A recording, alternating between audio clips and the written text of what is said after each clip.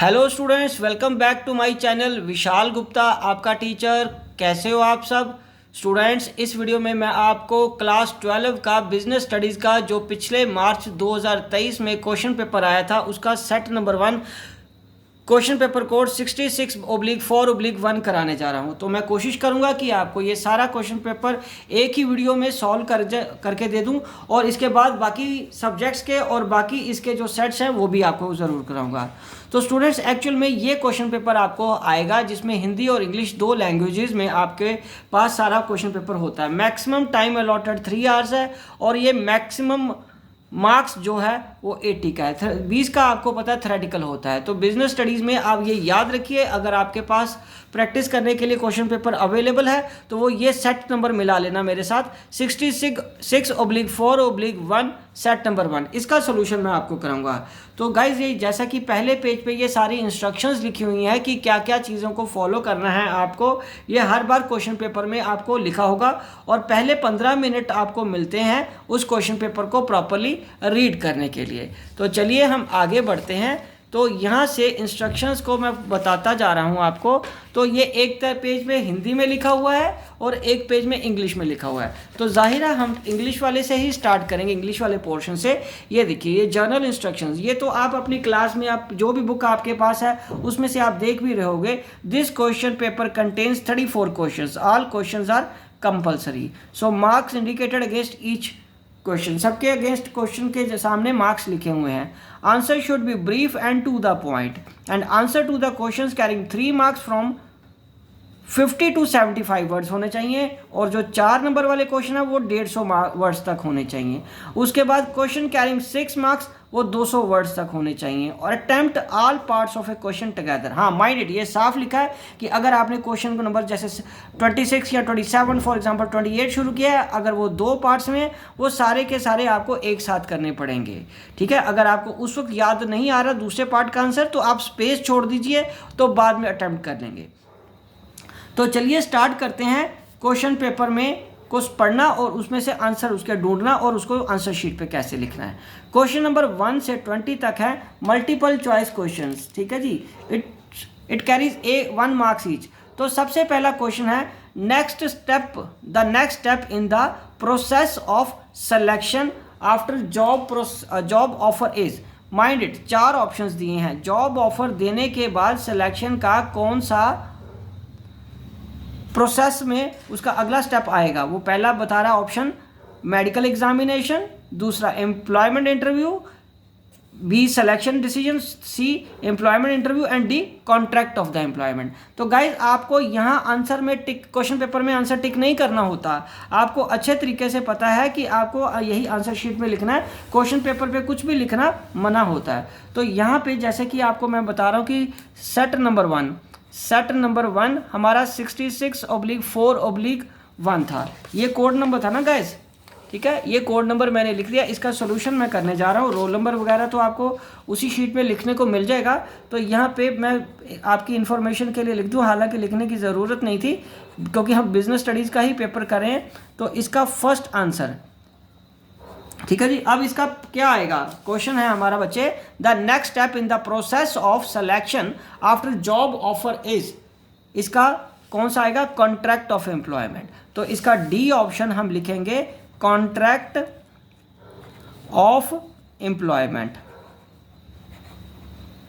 ठीक है बच्चे। तो अब सेकंड आंसर के लिए मैंने जगह दे दी। अब पहला आंसर जब आपका पूरा हो जाता है तो इस तरीके से लाइन लगा दीजिए, उसको डिफ्रेंशिएट भी हो जाएगा कि आपने इसको किस तरीके से किया और वो इतना आंसर ही है, ताकि उसको चेक करने वाले को कन्फ्यूजन ना रहे।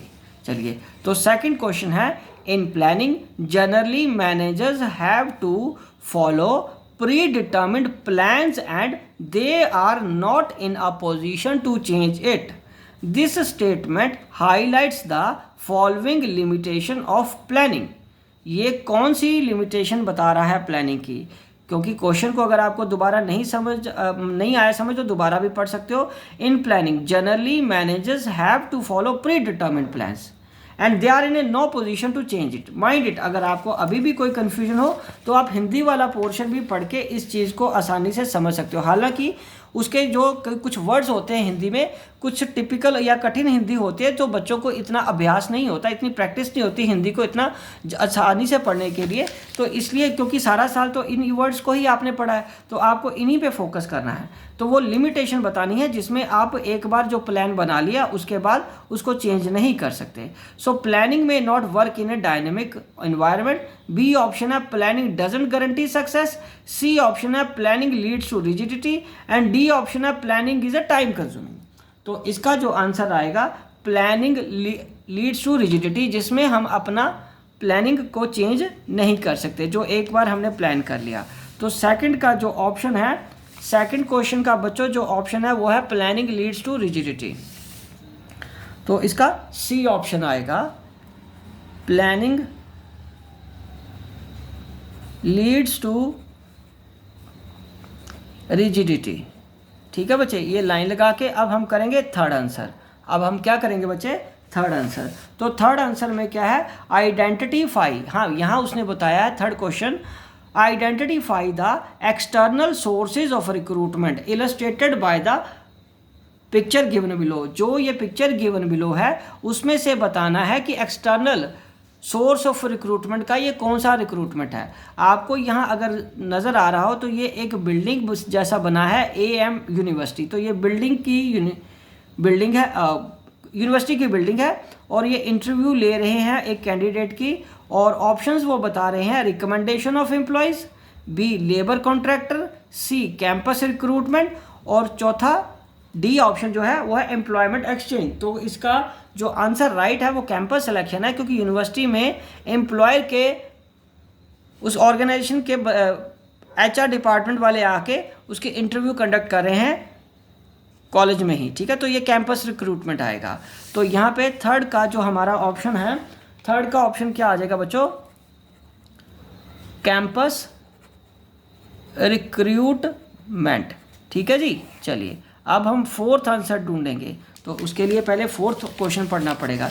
हिंदी वाला पेज आप भूल जाइए, छोड़ दीजिए अगर आपका इंग्लिश मीडियम है, और अगर आपका हिंदी मीडियम है तो हिंदी वाला पेज ओपन करिए। उसके बाद देखा बेटा फोर्थ क्वेश्चन कितना बड़ा है, आपको समझने में पढ़ने में टाइम लगेगा। So resident welfare association of Noida sector 15 decided to organise Diwali mela on the eve of Diwali.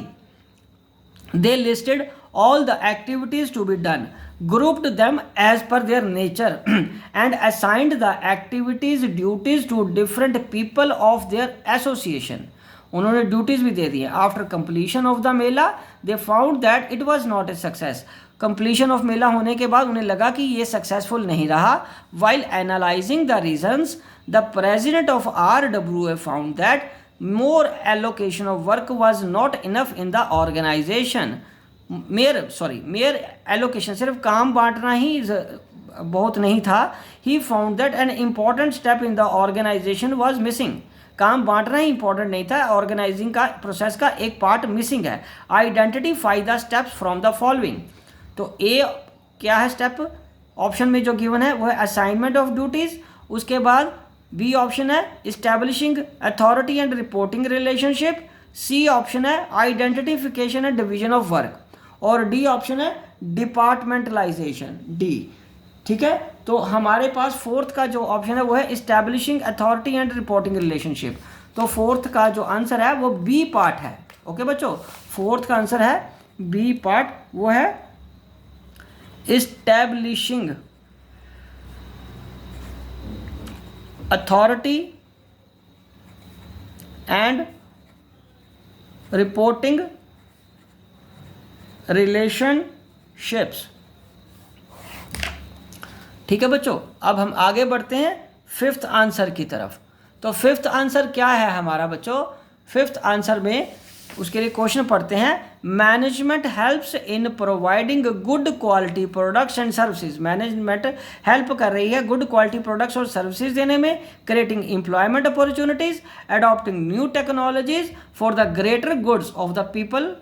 ठीक है, greater good of the people and lead to path towards growth and development.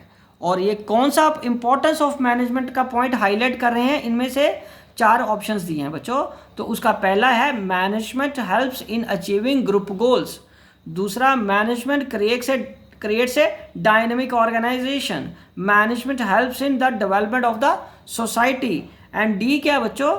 Management helps in achieving the personal objective. Okay बच्चों, तो इसमें से बताइए fifth में से ये कौन सा है? जब गुड क्वालिटी का सामान दे रहे हैं तो डेवलपमेंट ऑफ द सोसाइटी आ जाएगा ना बेटे। तो इसका कौन सा आंसर आया?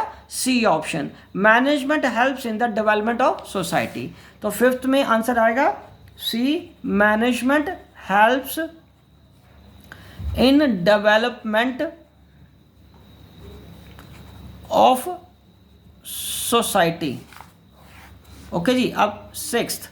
तो आपको पता है कि आपको सीक्वेंस वाइज ही आंसर देने ठीक रहेंगे, अदरवाइज आपको और चेक करने वालों दोनों को कंफ्यूजन रहेगी।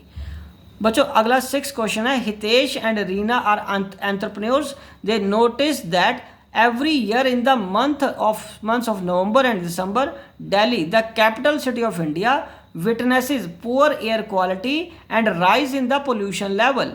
They also observed that nowadays people are more concerned about quality of life. Sensing the need, they were the first to bring into the market a new anti-pollution W98 mask, which was not only helpful in combating the pollution but also in increasing the life expectancy of people.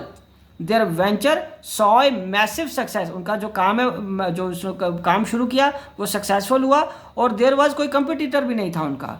तो ये उसको आपने को बताना क्या है, from the following identify the importance of business environment highlighted above.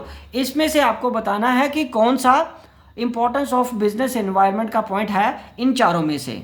तो उन्होंने first they were the first to bring into the market. तो यहाँ पे क्या ऑप्शन गिवन है? Business environment helps in for identifying threats, ये आंसर नहीं है। Business environment helps in tapping useful resources, ये भी आंसर नहीं है। सी ऑप्शन है, बिजनेस इन्वायरमेंट हेल्प्स इन इंप्रूविंग परफॉर्मेंस, ये भी आंसर नहीं है। और D, business environment enables the firm to identify the opportunities in getting the first mover advantage। तो इसका मतलब क्या हुआ? 6 का ये डी है, तो 6 का डी ऑप्शन। अब आपको कि सर ये तो बहुत ज़्यादा लिखा हो, तो कोई बात नहीं बेटे, लिखना पड़ेगा, उसमें क्या दिक्कत है। तो business environment enables the firm to identify the opportunities, ठीक है। एंड बच्चे लिखने से क्या होता है, चेक करने वाले को भी कंफ्यूजन नहीं रहती कि आप कौन सा ऑप्शन सेलेक्ट कर रहे हो। फर्स्ट मूवर एडवांटेज, ठीक है बच्चे, ओके। उसके बाद 7th क्वेश्चन को हम पढ़ते हैं। अब चलिए 6 तक हो गए, चलिए बच्चे 7th का आते हैं। 7th क्या है? हाँ देखो क्वेश्चन देखने में कितने बड़े हैं बच्चे, समझने में पढ़ने में टाइम लगता है, इसीलिए 15 मिनट मिलते हैं। पूरे साल की मेहनत है, ऐसे ही बर्बाद मत कर देना सिर्फ ABCD टिक करके कोई भी। Neeraj is the director of Tulip public school having 2000 students. उनके 2 हेडमास्टर हैं, 1 for senior classes and another for junior classes. 50 teacher are under the supervision of senior and 60 under the supervision of junior headmaster.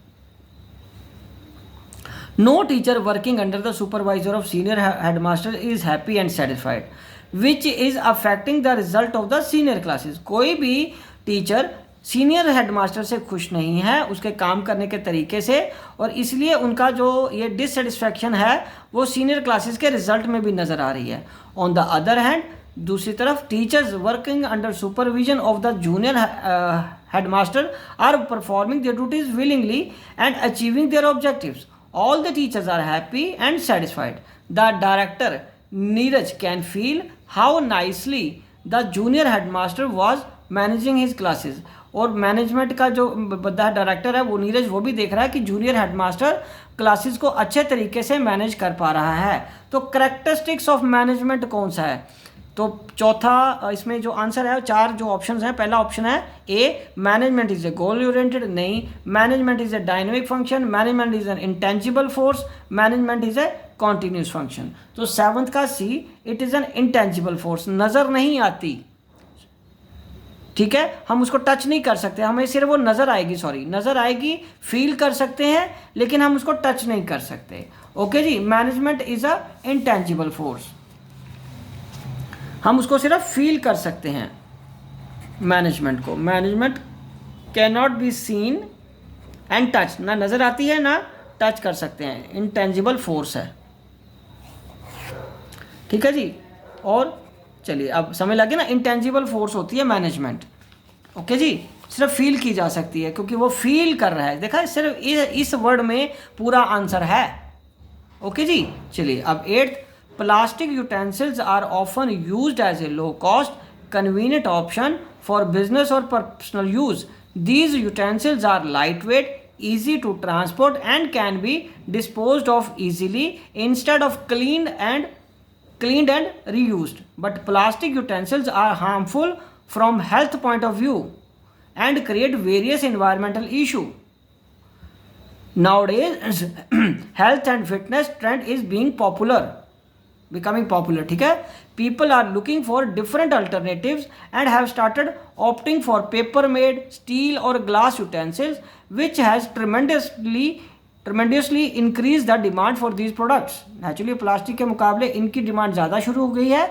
तो above para discussion में जो आया है उसके important dimension of business environment क्या है, क्या ये इकोनॉमिक इन्वायरमेंट से रिलेटेड है, क्या ये सोशल इन्वायरमेंट से रिलेटेड है, सी ऑप्शन का टेक्निकल या टेक्नोलॉजिकल जिसको बोलते हैं उस इन्वायरमेंट से रिलेटेड है, या डी पॉलिटिकल इन्वायरमेंट से।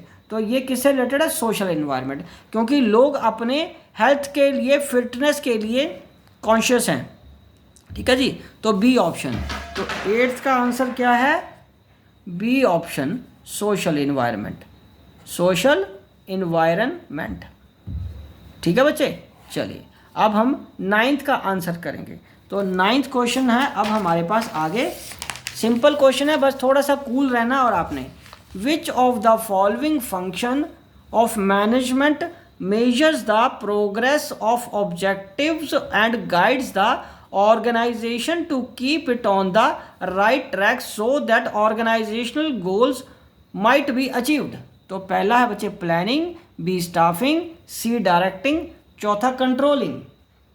तो नाइन्थ का क्या आएगा, इसमें कौन सा वो स्टेप मेजर है जो प्रोग्रेस ऑब्जेक्टिव को देखता है कि वो ठीक रिकॉर्ड पे जा रहे, ट्रैक में जा रहे हैं या नहीं।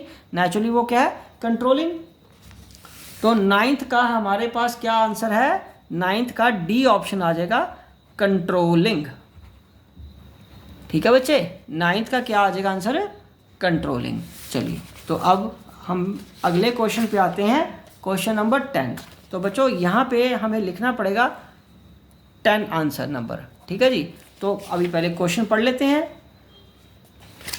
तो 10 में ए आएगा, AN stationery limited is manufacturing various items of stationery like pencils, erasers, gel pens, ball pens, etc. The production manager Ghanshyam is very particular about the efficiency of production, which he measures by counting the number of pieces produced and number of defective pieces in a batch।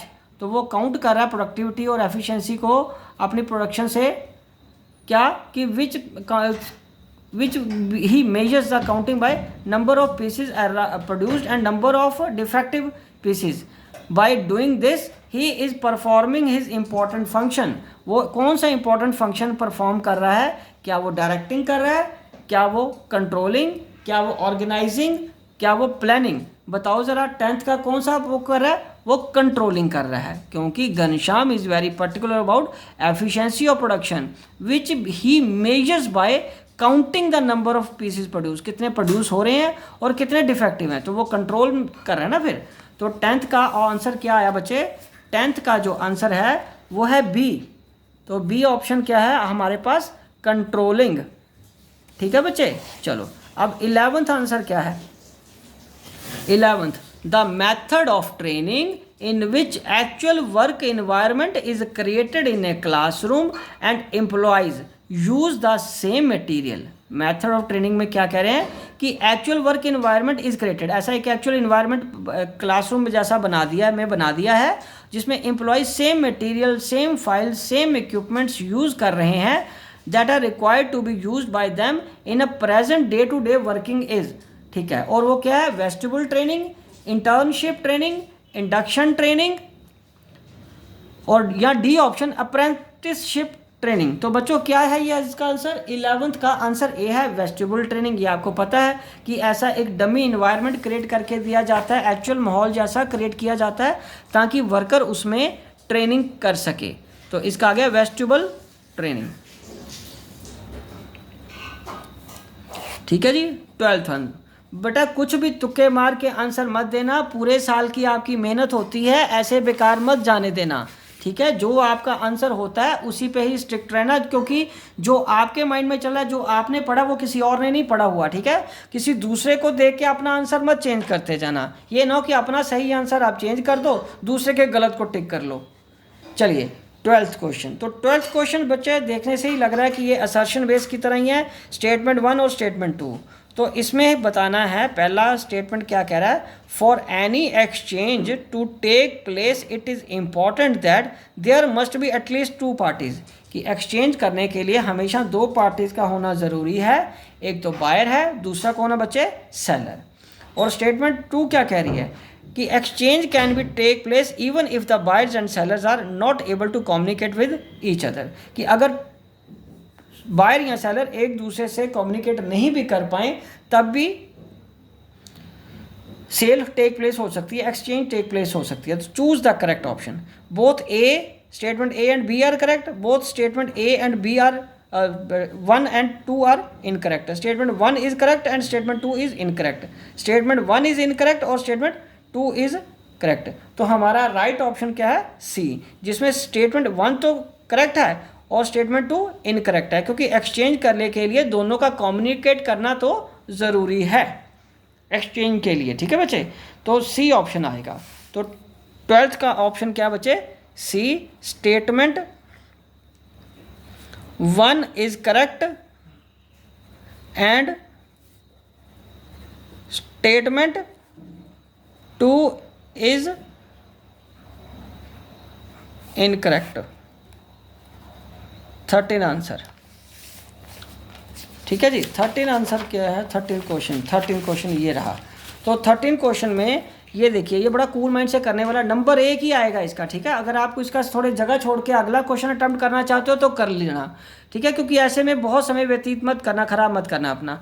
Match the following market philosophies given in the column 1 and their respective meaning in the column 2।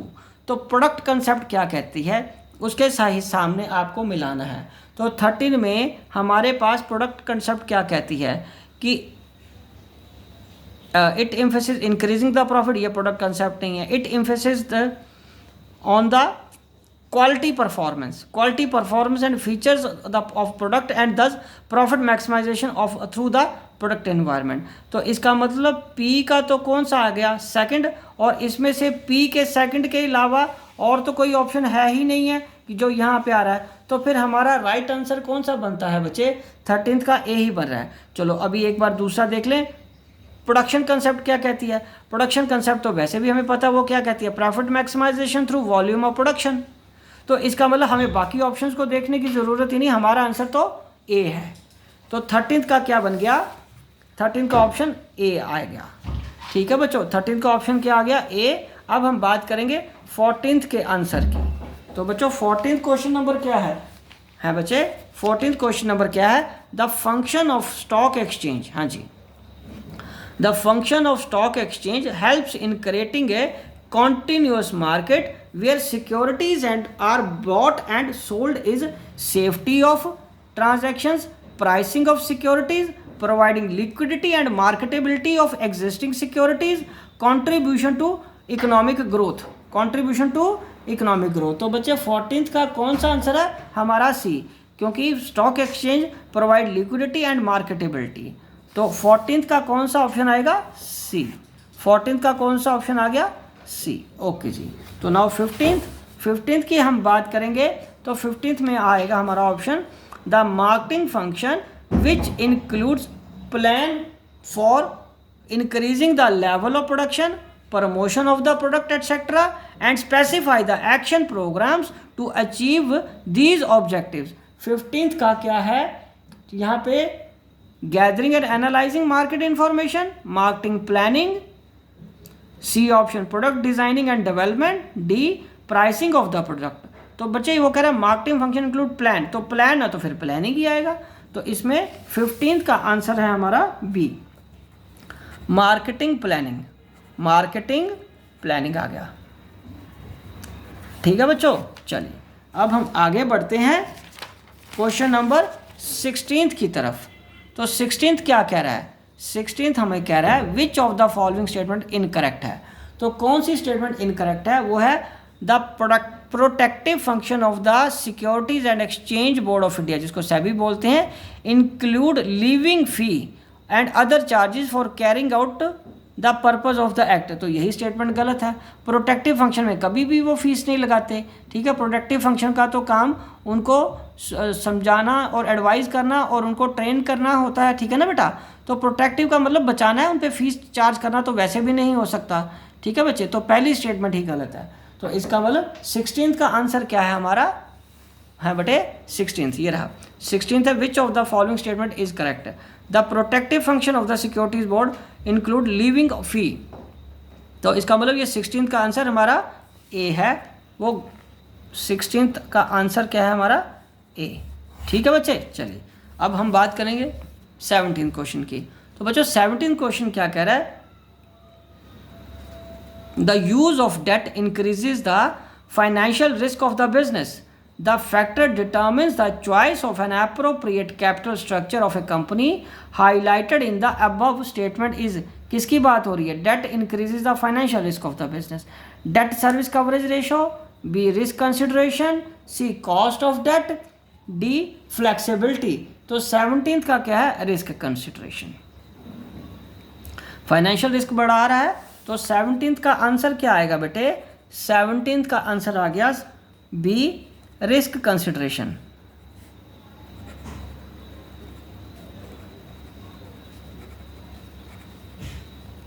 Okay बच्चे, तो अब हम आगे पढ़ेंगे question number 18। पहले यहाँ लिख लेते हैं 18th का आंसर क्या है। ठीक है, फिर अब क्वेश्चन देखते हैं क्या है। So a social process by which individual groups obtain what they need and want through creating, offering and freely exchanging products and services of value with other is known as। क्या वो उसको marketing कहते हैं? क्या marketing mix कहते हैं? क्या branding कहते हैं? या पैकेजिंग कहते हैं? तो 18th का आंसर है हमारा ए, उसको तो हम मार्केटिंग बोलते हैं।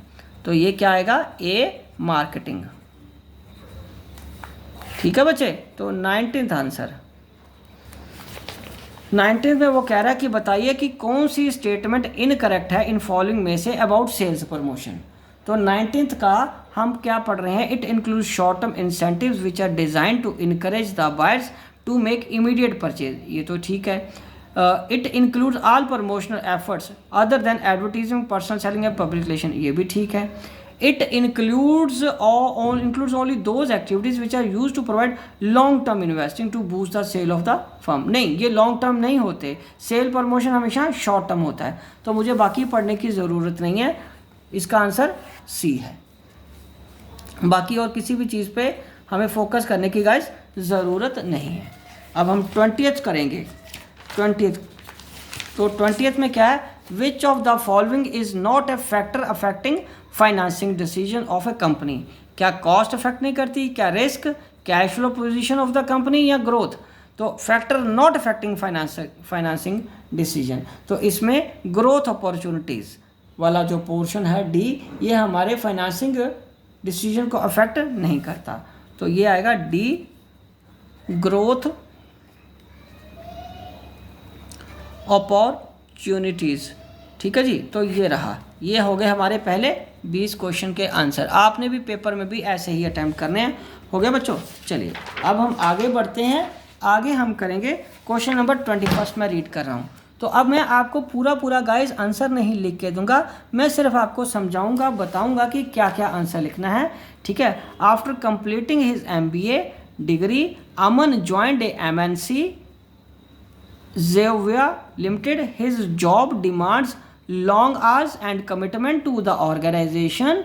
He is responsible for integrating diverse elements of coordinating all the activities of the business and for its impact on society. His job is complex and stressful. तो आइडेंटिफाई करिए कि किस लेवल पे वो है मैनेजमेंट के, अमन जिसमें उसने ज्वाइन किया है ऑर्गेनाइजेशन को, ठीक है बच्चे। और state any two functions to be performed by Aman.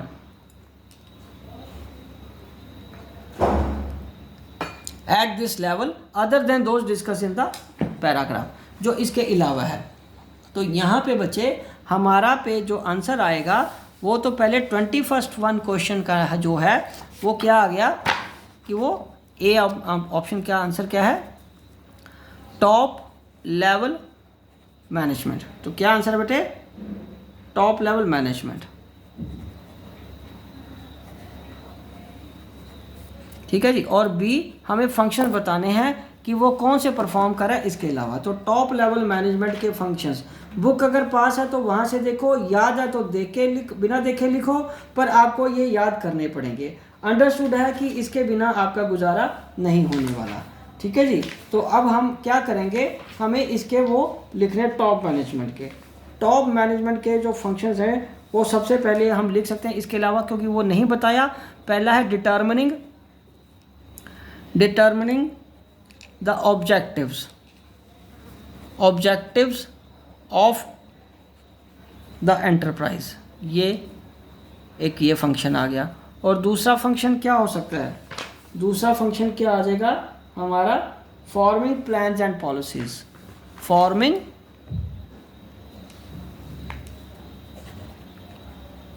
Forming plans and policies. इसके अलावा भी अगर आपको कोई और भी याद है तो आप वो भी आंसर में लिख सकते हो गाइस, ठीक है बच्चे। तो चलिए अब हम आगे बढ़ते हैं, क्वेश्चन नंबर 22 का आंसर ढूंढते हैं। तो उसके लिए नेचुरली हमें पहले क्वेश्चन नंबर 22 पढ़ना पड़ेगा। बच्चों क्वेश्चन जितना बड़ा होता है, मैं आपको एक इसका टिप बता देता हूँ, आंसर उसी के बीच में बड़ा आसानी से मिल जाता है, आंसर को समझना उतना ही ईजी हो जाता है। तो yellow pumpkin is an Italian restaurant in Delhi, well known for its fresh and authentic dishes including pasta, pizza, etc. It has been serving its customers for last 20 years. It had been winning the various awards and recognitions for its services.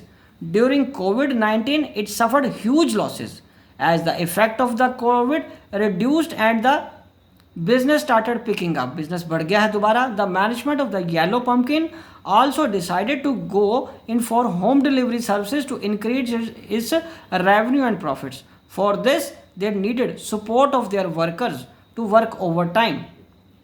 तो बच्चों yellow pumpkin entered into a contract agreement with the workers to put in extra hours committing without additional payment to revive it without losses. In return, they promised to increase the wages of the workers when the mission is accomplished. ठीक है बच्चे, बिल्कुल simple है, कोई इसकी मुश्किल वाली कहानी नहीं है, सिंपल सी बात बताई उन्होंने। The workers put in extra hours, अभी भी कहानी क्लियर नहीं हो रही कि वो पूछना क्या चाह रहा है। The restaurants business turned around and become profitable again. Yellow Pumpkin honored its commitment and not only increased the wages of the workers but also gave them bonus as an additional incentive. Identify and explain the principle of management followed by Yellow Pumpkin. तो इसका मतलब 22 number question में उन्होंने क्या लगाया, उन्होंने discipline लगाया। 22 number question में क्या लगाया उन्होंने, डिसिप्लिन, और उसी को ही आपने एक्सप्लेन करना है। ओके बच्चे,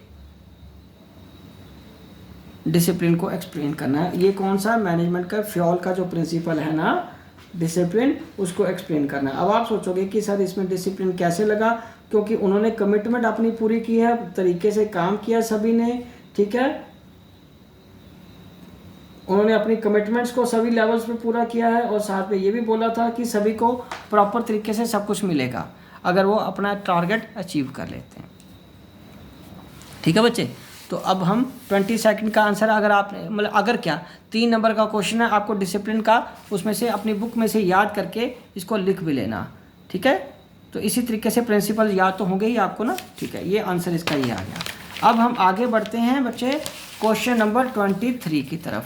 explain any 2 features of directing. तो बच्चे ये तो बहुत सिंपल हो गया, डायरेक्टिंग के कोई 2 फीचर लिखो और उसमें से दोनों में से कोई एक पार्ट करना है। मैं आपको दोनों ही बताऊंगा। तो पहले हम किसकी बात करेंगे, डायरेक्टिंग की। डायरेक्टिंग के उसने क्या मांगे हैं, फीचर्स। डायरेक्टिंग चैप्टर में से हमें वो 2 फीचर्स ढूंढने हैं डायरेक्टिंग के। तो मैं यहाँ पे पहले लिख रहा हूँ आंसर नंबर 13 का ए, फीचर्स ऑफ डायरेक्टिंग। ठीक है बच्चे, तो पहला क्या है, directing initiate section. Directing initiates action. ठीक है जी, और दूसरा कोई भी लिख सकते हो जो आपको याद हो, ऐसा नहीं है कि जो मैं वो लिख रहा हूँ वही आंसर है। ठीक है, तो फंक्शन फीचर लिखा उन्होंने, कोई स्पेसिफाई नहीं किया। It is a continuous function, continuing function. ठीक है बच्चे, ओके। और क्या लिखा था उसने, और इसकी जगह आपको ये करना है बी। एक्सप्लेन एनी, उसके बाद क्या करना है आपको, explain any 2 features of motivation. तो अब इसका जो एलिमेंट है मोटिवेशन उसको निकाल लो, उसमें से आपके 2 फीचर्स याद करने हैं मोटिवेशन के। तो पहला मोटिवेशन क्या आ गया हमारे लिए, it is a motivation is a complex features of motivation. ठीक है, पहला motivation is a complex process. ठीक है, इसको समझना मुश्किल है कि कौन बंदा किस चीज़ से मोटिवेट होता है। दूसरा क्या है, मोटिवेशन प्रोड्यूसेस गोल डायरेक्टेड बिहेवियर। ठीक है बच्चे, ये 23 क्वेश्चन हो गए आपके। तो बच्चों अब हम करेंगे क्वेश्चन नंबर 24। तो क्वेश्चन नंबर 24 का आंसर के लिए हमें 24 क्वेश्चन भी पढ़ना पड़ेगा। तो ये भी 2 हैं, इसमें से या इसमें से, कितनी तो चॉइस दी है। ठीक है, so state any 3 points of the highlight importance of financial planning. तो इसका मतलब क्या हो गया बच्चे, फाइनेंशियल प्लानिंग वाला चैप्टर निकालो। अगर आपके पास सामने बुक है तो मैं उसमें से आपको बताता हूँ कि फाइनेंशियल प्लानिंग में आपको क्या करना है। फाइनेंशियल मैनेजमेंट वाला चैप्टर है, मैं आपको बता रहा हूँ किस में है, फाइनेंशियल मैनेजमेंट वाला चैप्टर है। उसमें कौन सा पोर्शन निकालना आपको, फाइनेंशियल प्लानिंग। ठीक है जी, तो उसमें से है आपका।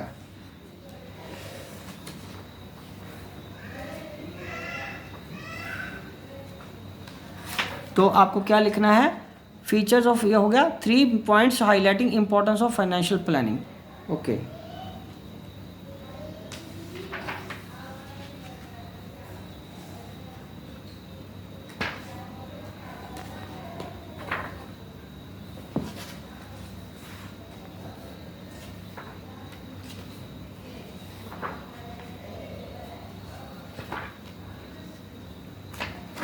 तो इसका 24 ए ये है 3 points importance of financial planning. तो पहला आ गया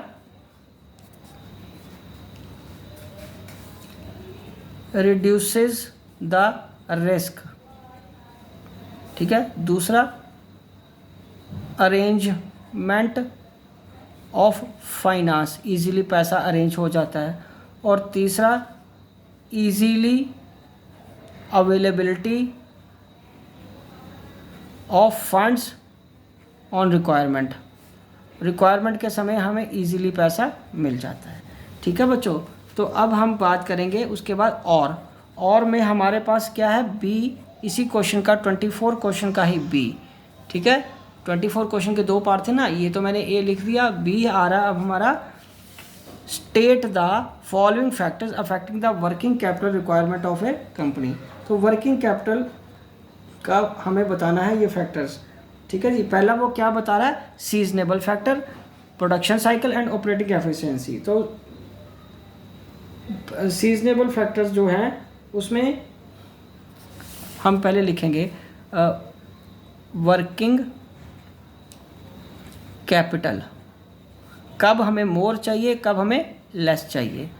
ठीक है, तो पहला है सीजनेबल फैक्टर्स, पीक सीजन पे मोर चाहिए और आपको पीक सीजन में मोर चाहिए और लीन सीजन में कम चाहिए। ठीक है बच्चे, ये पहला आ गया। ओके, अब दूसरा कौन सा फैक्टर मांगा उसने, प्रोडक्शन साइकिल। प्रोडक्शन साइकिल, तो नेचुरली प्रोडक्शन साइकिल की अगर हम बात करेंगे बेटा, तो प्रोडक्शन साइकिल में हम क्या आएगा उसका, प्रोडक्शन साइकिल अगर लेंथी है तो मोर चाहिए और अगर स्मॉल है तो कम वर्किंग कैपिटल चाहिए। और तीसरा क्या बचे, operating efficiency. Operating efficiency, operating efficiency, अगर ऑपरेटिंग एफिशिएंसी हमारी अच्छी है, गुड, तो कम वर्किंग कैपिटल चाहिए। और नॉट गुड, अगर नॉट गुड है तो फिर हमें ज़्यादा पैसा चाहिए। तो ये तो हमारा सिंपल आंसर आ गया। ठीक है बच्चे, तो चलिए अब हम आगे बढ़ते हैं क्वेश्चन नंबर 25 की तरफ। क्वेश्चन नंबर किसकी तरफ बेटा, क्वेश्चन नंबर 25 का आंसर ढूंढते हैं। तो उसके लिए क्वेश्चन नंबर पढ़ना पड़ेगा 25। सो identify the process of choosing the best person from among the pool of the prospective candidates, state the first step in the process identified। तो ये क्वेश्चन नंबर 25 में पहला क्या आ गया, सिलेक्शन। सिलेक्शन ही आया ना बेटे, ठीक है। ओके, तो 25 का सिलेक्शन हम क्या कर रहे हैं, सिलेक्शन कर रहे हैं। ओके, तो 25 का ये ए पार्ट है, 25 का ए पार्ट, ठीक है जी। और उसका ए का ही दूसरा पार्ट क्या है, in all cases including highly specialized jobs where the choice is very narrow, the process identified in above process two important purposes, state these purposes। तो इसका मतलब क्या हुआ, हमें importance of selection बतानी है। ठीक है, हमें क्या बताना बेटे, importance of selection। तो selection वाला जो अगर बुक आपके सामने है तो selection का प्रोसेस निकालो। ठीक है, तो उसमें से हम करते हैं, स्टाफिंग के में वाले चैप्टर में होता है ये सिलेक्शन, उसका एक एलिमेंट है, रिक्रूटमेंट के बाद आता है, आपको अच्छी तरह पता है। ठीक है जी, और ट्रेनिंग से पहले। तो उसके हमें क्या बताना है, सिलेक्शन के इम्पोर्टेंस। तो सिलेक्शन की इम्पोर्टेंस जो है वो बतानी है आपको। ठीक है जी, तो वो क्या कह रहा है, टू इम्पॉर्टेंट पर्पसेस सिलेक्शन का, identify the process choosing the best person from the among the pool of the prospective candidate. तो हम select step, the first step in the process identified, state the step, first step in the. तो उसका first selection में सबसे पहले फिर क्या आ गया, इसका प्रिलिमिनरी स्क्रीनिंग,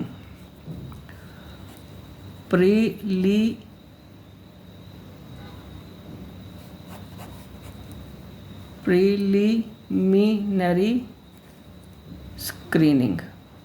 ठीक है जी, अब वो कह रहा है identify the process of choosing the, selection का प्रोसेस आ गया, from the among the pool of the prospective candidates.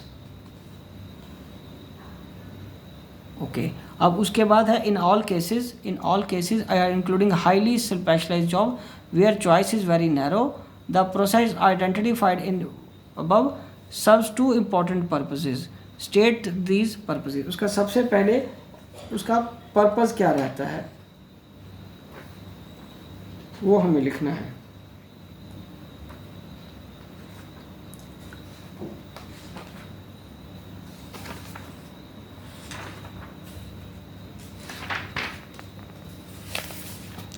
इसका आ गया to choose the best person.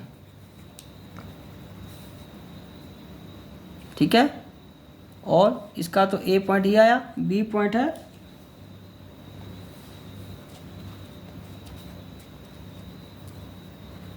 To have wider choice हमें मिल जाएगी। ओके जी, ये आ गया। और इसका अब और वाला 25th का हमें बी करना है। तो 25th का बी क्या कह रहा है, identify and explain the following. हमें क्या एक्सप्लेन करना है 25 के बी में, the job oriented process that increases the knowledge and skill and enables the employ to do better job better. तो फिर ये क्या आया बेटा, इसको तो हम A1 में लिखेंगे ट्रेनिंग, ये क्या आएगा इसका ट्रेनिंग। ओके बच्चे। और उसके बाद the career oriented process of learning and growth that enables the overall growth of the employ. तो ओवरऑल ग्रोथ तो फिर किससे आएगी बच्चे, वो डेवलपमेंट से आएगी। ठीक है, तो आगे इसको आपने एक्सप्लेन भी करना है, क्योंकि 4 नंबर का है तो एक्सप्लेन करना पड़ेगा आपको। ठीक है, चलो ओके बच्चा। ट्रेनिंग और डेवलपमेंट को एक्सप्लेन आपने अच्छी तरह याद किया हुआ तो वहाँ से याद करके आप लिख सकते हो। तो 26 का फिर ए, 26 में भी उसने ऑप्शन दी है स्टेट 4 फीचर्स ऑफ लीडरशिप। तो ये किस चैप्टर में आएगा बच्चे, ये डायरेक्टिंग के चैप्टर में है। लीडरशिप के आपको क्या बताने हैं बच्चे, 4 फीचर्स। तो 4 फीचर्स ऑफ लीडरशिप। तो सबसे पहले हम लिखेंगे फीचर्स ऑफ लीडरशिप। तो पहला क्या है,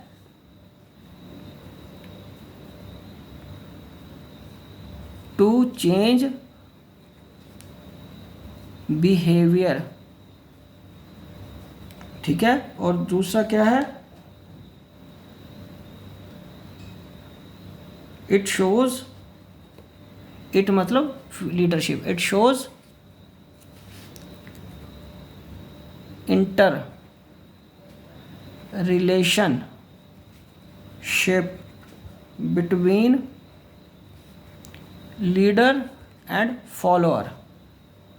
ठीक है बेटे। उसके बाद तीसरा क्या है, 4 लिखने को बोला ना 4 नंबर में, it is a continuous process. और चौथा क्या है, टू अचीव कॉमन गोल। ठीक है बच्चे, ये 26 का ए आ गया। अब हमें बताना है give meaning of autocratic and democratic style of leadership. तो ये तो सिंपल मीनिंग है, ये तो आपको याद होंगे, ये तो आप आराम से लिख सकते हो, ऑटोक्रेटिक और उसका। तो यहाँ पे 26 का और 26 बी, ये ए था ना, तो autocratic leadership, autocratic and democratic. तो यहाँ पे इंक्लूड्स टीम, वो टीम्स को इंक्लूड करके डिसीजन लेता है, इंक्लूड्स टीम मेंबर्स। ये सिंपल सा ऐसे याद रखते हैं। ऑटोक्रेटिक सिंगल लीडर, सिंगल या 1 डिसीजन मेकर। ठीक है बच्चों, ये 60 था क्या। चलिए अब हम आगे बढ़ते हैं क्वेश्चन नंबर 27 की तरफ। तो क्वेश्चन नंबर 27 क्या कह रहा है बेटे, क्वेश्चन नंबर 27। तो क्वेश्चन नंबर 27 है considering the इनएडिक्वेट job opportunities and too many aspirants for the job, a lean limited private limited decided to give the employees certain stability about future income and to work so that they don't feel worried on these aspects. As a result, the employees of the Allen Private Limited are now working with a greater zeal. ठीक है, तो उनको क्या दिया है उन्होंने कि stability about future income. Identify the incentive discussed in the above lines and state 3 more incentives of the same type. तो बेटे ये कौन सा आ गया 26, क्वेश्चन नंबर कौन सा हमारे पास 27, क्वेश्चन नंबर 27 की बात कर रहे हैं हम। तो इंसेंटिव जो आया हमारे पास वो इसमें आया नॉन फाइनेंशियल। तो हम 27 क्वेश्चन का बात करें तो इसमें नॉन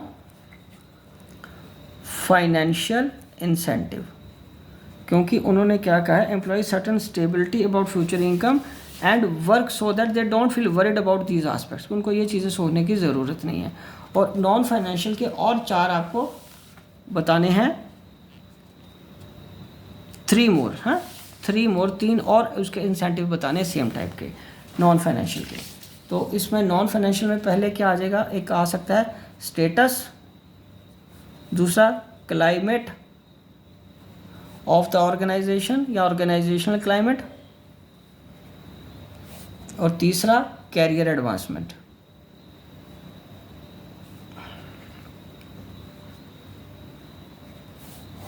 ठीक है, 20th आंसर क्या है? ओके, 20th में है give the meaning of the capital market, differentiate between capital market and money market on the basis of the following. तो जो भी बुक आपके पास है उसमें से आप इजीली याद कर सकते हो किसका, capital market and money market का। तो ये आपको किस में से मिलेगा बेटा, ये फाइनेंशियल मार्केट वाले चैप्टर में आपको कैपिटल मार्केट और मनी मार्केट का डिफरेंस इजीली मिल जाएगा। मैं आपको जो भी बुक आपके पास है आप उसमें से इसको इजीली ढूंढ सकते हो, कैपिटल मार्केट और मनी मार्केट का डिफरेंस। ठीक है बच्चे, मैं आपको यहाँ बना भी देता हूँ।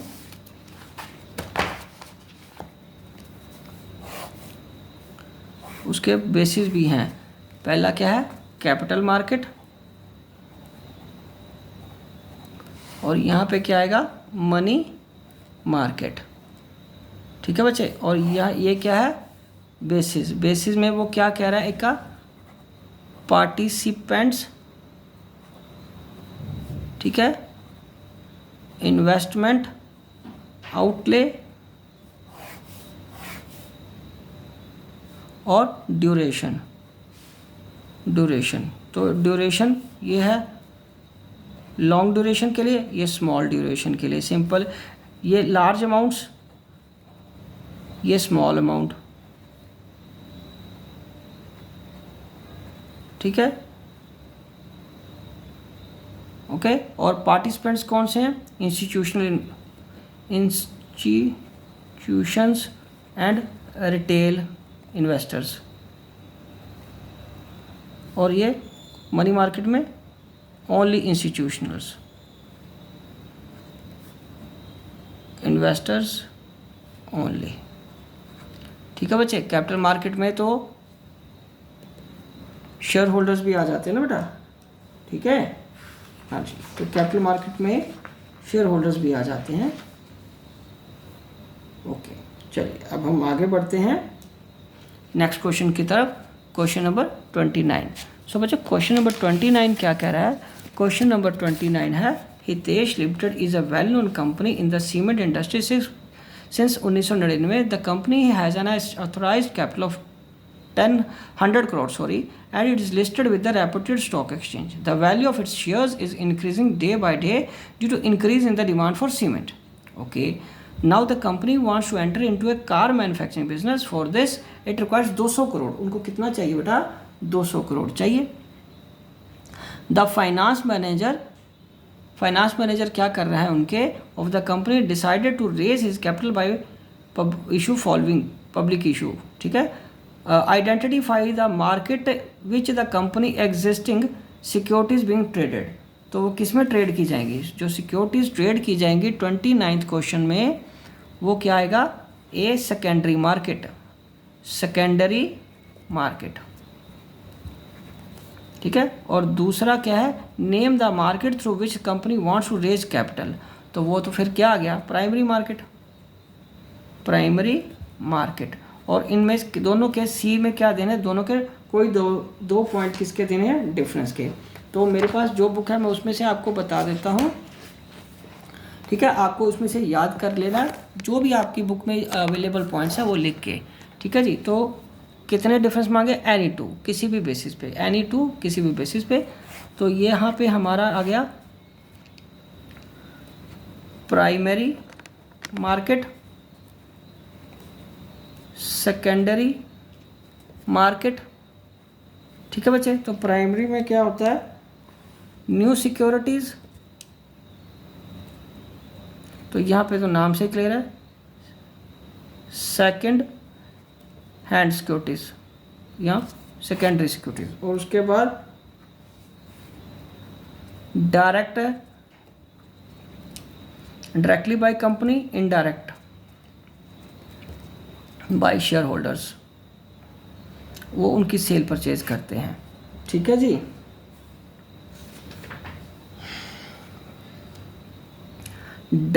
इसमें क्या है, prices fixed by company, demand and supply, इसके demand and supply fixes the rate, fixes the rate. Okay, ये डिमांड सप्लाई फिक्स करते हैं इसके रेट। ठीक है बच्चे, समझ लग गया। चलो 29 आ गया। अब हम आगे बढ़ते हैं क्वेश्चन नंबर 30 की तरफ। 30th क्वेश्चन, तो 30th क्वेश्चन क्या है, ये रहा। तो 30th क्वेश्चन में आपको है smart watch limited is a watch manufacturing company marketing smart watches for adults. The company now wants to manufacture smart watches for बच्चों के लिए। For this it gathered and analyse the market information, did market planning, market design and development, standardization, and also decide about the packaging, labeling, branding, pricing, warehousing, transportation, distribution of these smartwatches. Even after doing all the above stated incentive activities, the company is not picking up its sales. फिर भी company की cell pick नहीं हो रही। The chief executive officer of the company asked the marketing manager to find out the reason. The marketing manager investigated the matter and found that his marketing team hadn't performed the two important functions of the market which helps the company not only in boosting the sales but also in getting the repeat sale. Identify and explain the functions of the marketing which were not performed by the marketing team. तो इसका हमारे पास क्या आ जाएगा, customer support service नहीं है। ठीक है, हमारे पास किसकी कमी है, कस्टमर सपोर्ट सर्विस नहीं है। और दूसरा हमारे पास प्रमोशनल टेक्निक्स नहीं है, प्रमोशन कंपनी इसकी नहीं करी, सब कुछ करी है, प्लानिंग करी है, डिज़ाइन करी है, development, standardisation, packaging, labelling, branding, warehousing, सब कुछ हो गया, बस उसका कस्टमर सपोर्ट सर्विस और प्रमोशन नहीं हो रहा। तो ये दिक्कत वाला, अब इसी को ही आपको आगे एक्सप्लेन करना होता है। 31st आंसर, तो बच्चे 31st का अब फर्स्ट पार्ट है, ये भी दो क्वेश्चन है। तो बच्चे यहाँ पे हमारे पास क्या आएगा, एक्सप्लेन द फॉलोइंग कैरेक्टरिस्टिक्स। तो ये तो बहुत इजी है, ये तो सिंपल बताया, ये तो आपको एक्सप्लेन करना है। जो भी बुक आपके पास है उसमें से आप इसको याद कर लीजिए, इसमें कुछ भी मुश्किल नहीं है, गोल ओरिएंटेड है। ये तो बेटा आप पहले चैप्टर में से इससे सिंपल क्वेश्चन आ ही नहीं सकता था, ये तो ईजिली आप याद कर सकते हैं बच्चों, याद कर सकते हो ना। ये तो पहले चैप्टर के फ्रॉम द डे 1 से आप याद कर रहे हो। Management is a continuous process, ठीक है, मैनेजमेंट इज़ ऑल परवेसिव। और यहाँ फिर again nature of the principles of management, ये भी आपको हर बुक में मिल जाएगा, चाहे एनसीईआरटी की है या किसी प्राइवेट पब्लिशर की है। Universal applicability, flexibility and mainly behaviour, इसमें कोई भी मुश्किल नहीं है, बस इसको आपको लिखना आना चाहिए। ठीक है बच्चे, उसके बाद 30 सेकंड है, explain the following points of importance of organising function of the management. तो ये इंपॉर्टेंस के पॉइंट उसने बता दिए, ये आपको एक्सप्लेन करने आने चाहिए, इसमें भी कोई मुश्किल काम नहीं है। इंपॉर्टेंस ऑफ डेलीगेशन, क्या इफेक्ट, ठीक है, explain the following points of importance of delegation, effective management, employ development and better coordination. ये तो आपको अपनी बुक में से एज इट इज़ ही याद करने पड़ेंगे, इसमें एनालिटिकल ऐसा कुछ भी नहीं है। मुफ्त के 6 नंबर इसमें से कोई एक कर लो और 6 नंबर में से इसमें 12 नंबर का क्वेश्चन पेपर ईजी से ईजी डाल दिया। और बताइए क्या चाहते हो आप, ठीक है। और उसके बाद हमारा क्वेश्चन नंबर 33 एंड 34 ये रहा। तो बच्चों 33 क्वेश्चन हमारा क्या कह रहा है, तो 33 क्वेश्चन जो है वो है identify and explain the types of plans. ठीक है, तो टाइप्स ऑफ प्लान में आया Ajanta travel and tourism private limited is providing tourism and hospitality service to its customers. To achieve its objective, the company prepares a comprehensive plan taking into consideration of the business environment. तो ये हमारा कौन सा बच्चे, ये हमारा आ गया 31 और 32 क्वेश्चन हो गया। 32 भी मैंने आपको बता दिया, वो भी इजीली आप कर सकते हो। अब हम 33 का आंसर मैं यहाँ लिख रहा हूँ। तो ए आ गया हमारा स्ट्रैटेजी कंप्रीहेंसिव प्लान होता है, ठीक है, कंप्रीहेंसिव प्लान है ना जो, वो स्ट्रेटजी है। So Amit is a chief executive officer of Mannat Raj industries. He develop the broad parameters within which the managers में function. By doing so he try to provide a base for interpreting strategy which was stated in the general terms. तो ये क्या बन गया हमारा policy. तो ये हमारा आंसर पॉलिसी। तो इसको आपको एक्सप्लेन करना आना चाहिए, ठीक है। ये आपको अपनी बुक में से प्लानिंग वाले चैप्टर में से टाइप्स ऑफ प्लान में से याद कर लीजिए अच्छी तरह, अगर नहीं याद तो नेचुरली अब 2 आए हैं तो इसके साथ वाले बाकी याद करने पड़ेंगे, उनमें से भी कोई आ सकता है, ठीक है बच्चे। So Kartik is engage in the trading of smart televisions, he purchases these television from Vivek Electronics, the manufacturers. All the televisions are certified by the Bureau of Indian Standards. During the Deepavali season, Vivek Electronics supplied some defective television sets to Karthik. Karthik getting complaint about the television from almost all the customers. ठीक है जी। So who among us the following can exercise his or her right and against whom? So इसमें consumers क्या नाम दिया है, कार्तिक, विवेक electronics and consumers. तो कौन कर सकते हैं कंप्लेंट कर सकते हैं कंज्यूमर्स, किसके अगेंस्ट, विवेक इलेक्ट्रॉनिक्स। तो 34th का जो ए का आंसर है, consumers can complaint against Vivek electronics, ठीक है जी। और उसके बाद बी है डिफाइन कंज्यूमर की डेफिनेशन देनी है, ठीक है। जो आपको कंज्यूमर प्रोटेक्शन वाले चैप्टर में है, डिफाइन कंज्यूमर की डेफिनेशन देनी है। और state the right which can B exercised, ठीक है। बी में डेफिनेशन ऑफ डेफिनेशन कंज्यूमर की क्या है वो आपको देनी है, ठीक है। तो इसकी डेफिनेशन कंज्यूमर एक्ट के अकॉर्डिंगली जो है वो आपको इजीली याद होनी चाहिए। बच्चों साल ख़त्म होने वाला आ गया, ठीक है। अभी तक आपने सिलेबस का अभी कुछ चीज़ें अगर रहती हैं तो आप जल्दी से जल्दी इसको पूरा कर लीजिए, ठीक है जी। तो उसके बाद सी पोर्शन क्या है इसका, कौन सा राइट वो कह रहा है, नहीं लगा उसने,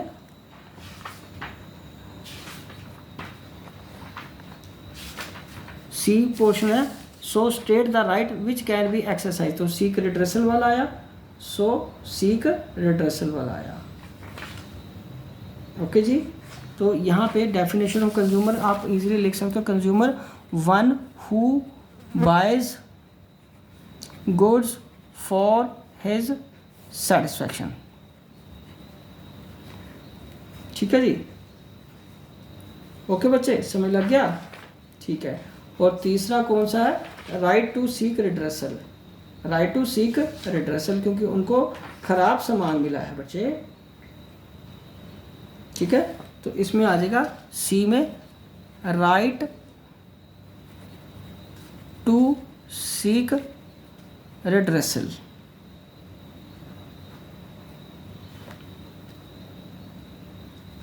ओके बच्चे, चलिए ठीक है, ये आ गया आपका आंसर। तो ये आपको अब तीनों पॉइंट्स एक्सप्लेन करने हैं, ओके। तो इसी के साथ ये क्वेश्चन पेपर 34 पेज 34 के 34 क्वेश्चन मैंने आपको समझा दिए कैसे अटैम्प्ट करने हैं 1 गो में। इसी तरीके से आप मेरे चैनल को सब्सक्राइब करके वीडियोस देखते रहिए, अपना कोर्स भी कंप्लीट करते रहिए और मेरे साथ सारे के सारे मॉडल्स पेपर, ये जो प्रीवियस पेपर है मैं आपको सारे कराता रहूँगा। ओके जी, wishing you good luck and best of luck for your future. Done.